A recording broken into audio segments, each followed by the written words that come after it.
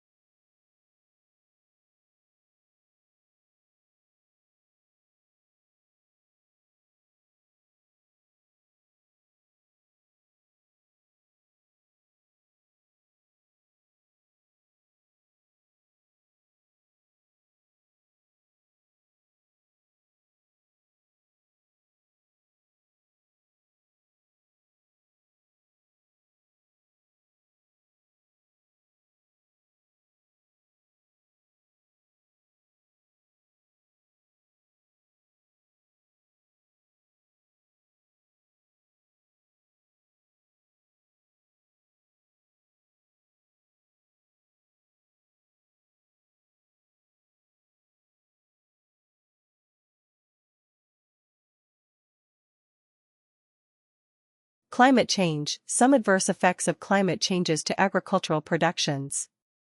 Some lands are unsuitable for growing crops. There will be millions of people facing hunger in Africa in the future. Climate change will result in less production and less food. It is difficult for developing countries to deal with climate change due to their financial status and other issues. There are many people living in hunger, especially in Africa. The climate change has devastating effects on world economy. The tropical areas on Earth are dry and hot. and are originally not suitable for food production. The change of the climate leads to extreme weather conditions such as flood and hurricane, which exacerbates the food production. As a result, it leads to a continuous decline in food supply annually around 10 to 17%. And this trend is perceived to be continue in the future, by 2070. The regions suffering the most will be some African countries.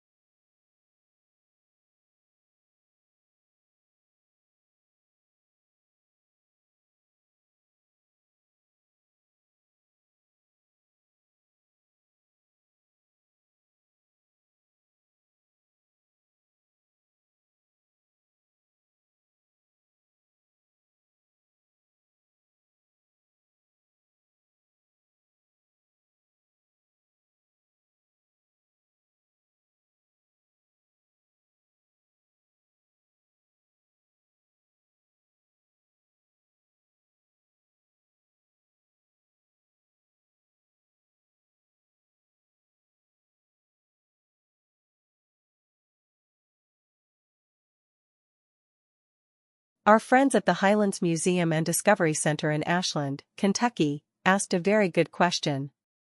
Why is it dark in space? That question is not as simple as it may sound. You might think that space appears dark at night because that is when our side of Earth faces away from the sun as our planet rotates on its axis every 24 hours. But what about all those other faraway suns that appear as stars in the night sky? Our own Milky Way galaxy contains over 200 billion stars, and the entire universe probably contains over 100 billion galaxies. You might suppose that many stars would light up the night like daytime. Until the 20th century, astronomers didn't think it was even possible to count all the stars in the universe. They thought the universe went on forever. In other words, they thought the universe was infinite. Besides being very hard to imagine, the trouble with an infinite universe is that no matter where you look in the night sky, you should see a star. Stars should overlap each other in the sky like tree trunks in the middle of a very thick forest. But, if this were the case, the sky would be blazing with light.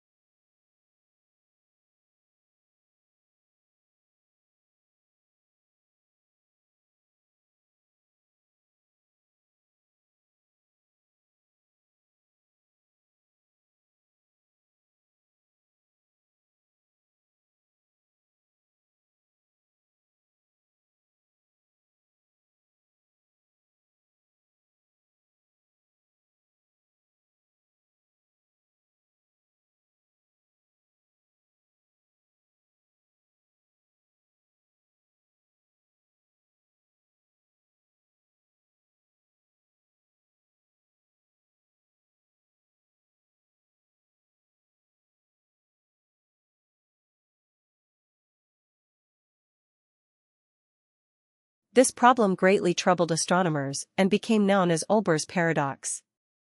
A paradox is a statement that seems to disagree with itself.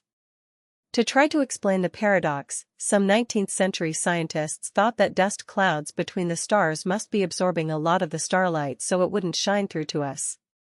But later scientists realized that the dust itself would absorb so much energy from the starlight that eventually it would glow as hot and bright as the stars themselves.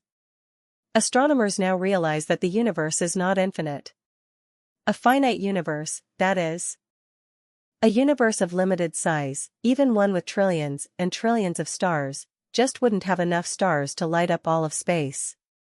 Although the idea of a finite universe explains why Earth's sky is dark at night, other causes work to make it even darker.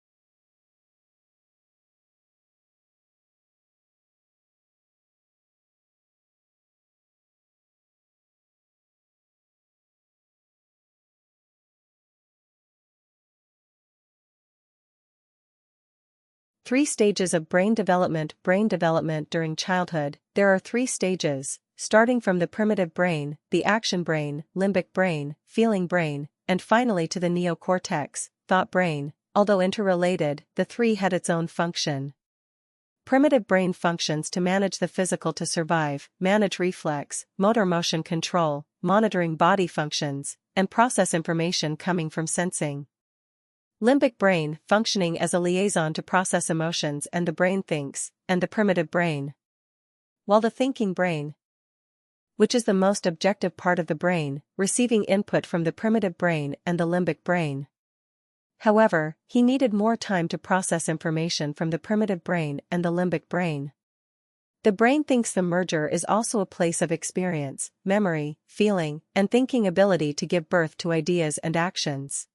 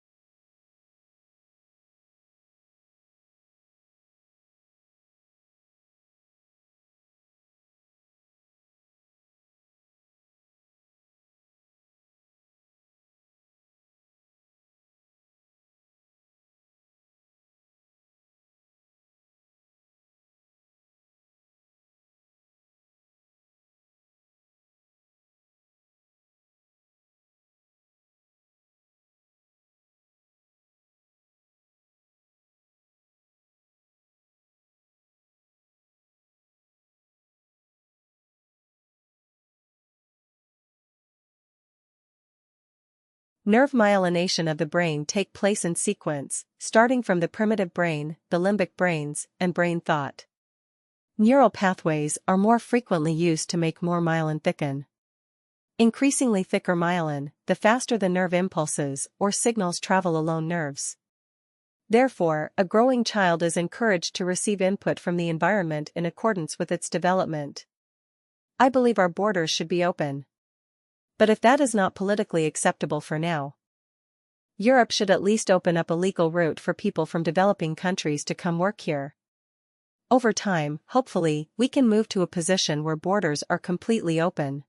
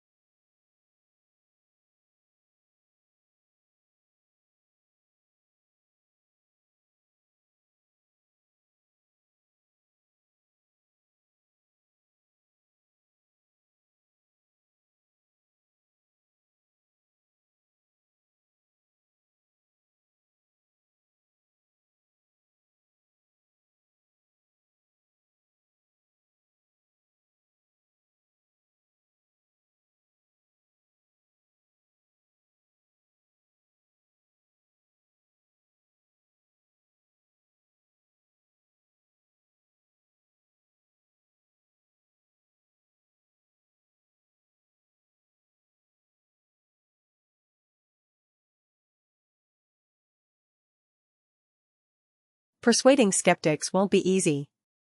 That's why I think the argument for free migration has to be made at several levels: a principled case, it increases freedom and reduces injustice; a humanitarian case, it helps people much poorer than ourselves; an economic case, it makes us richer; and a pragmatic case, it is inevitable, so it is in everyone's interests to make the best of it.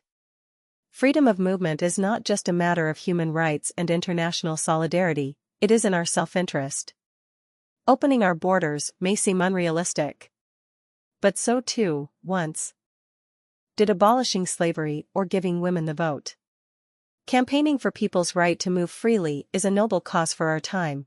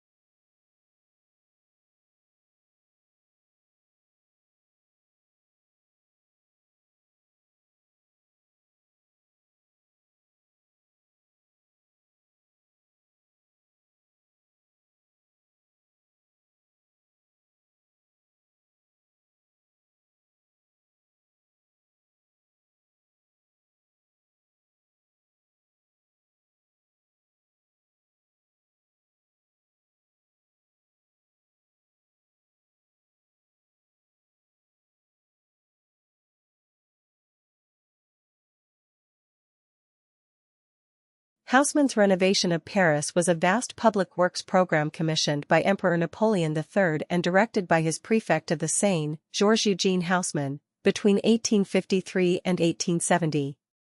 It included the demolition of crowded and unhealthy medieval neighborhoods, the building of wide avenues, parks and squares, the annexation of the suburbs surrounding Paris, and the construction of new sewers, fountains and aqueducts.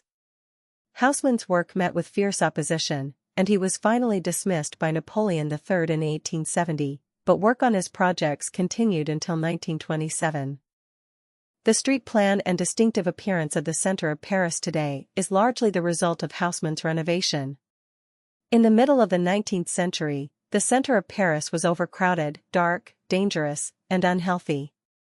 In 1845, the French social reformer Victor Considerant wrote, "Paris is an immense workshop of putrefaction, where misery, pestilence, and sickness work in concert, where sunlight and air rarely penetrate.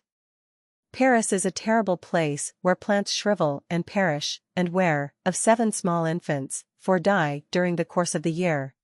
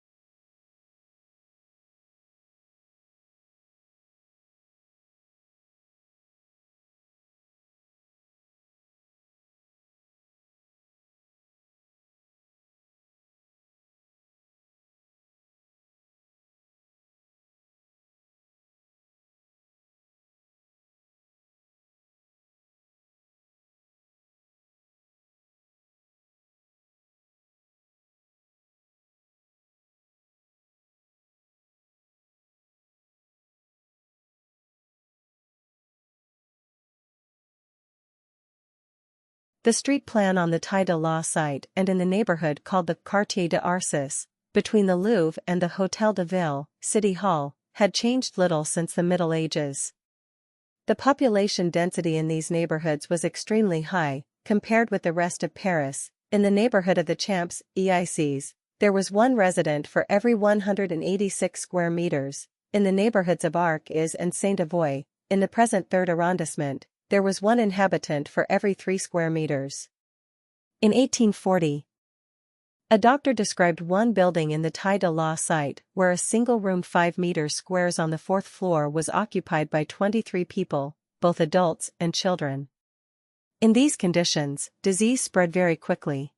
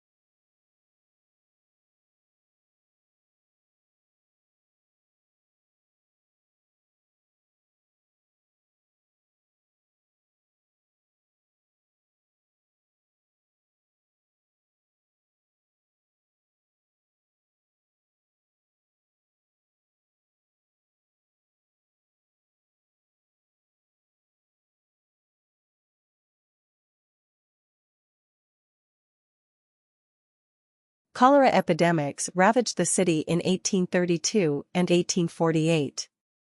In the epidemic of 1848, 5% of the inhabitants of these 2 neighborhoods died. Traffic circulation was another major problem. The widest streets in these 2 neighborhoods were only 5 meters wide, the narrowest were only 1 or 2 meters wide. Wagons, carriages, and carts could barely move through the streets. The center of the city was also a cradle of discontent and revolution between 1830 and 1848. 7 armed uprisings and revolts had broken out in the center of Paris. particularly along the Faubourg Saint-Antoine, around the Hôtel de Ville, and around Montagne Sainte-Geneviève on the left bank. The residents of these neighborhoods had taken up paving stones and blocked the narrow streets with barricades, and had to be dislodged by the Army. 3345.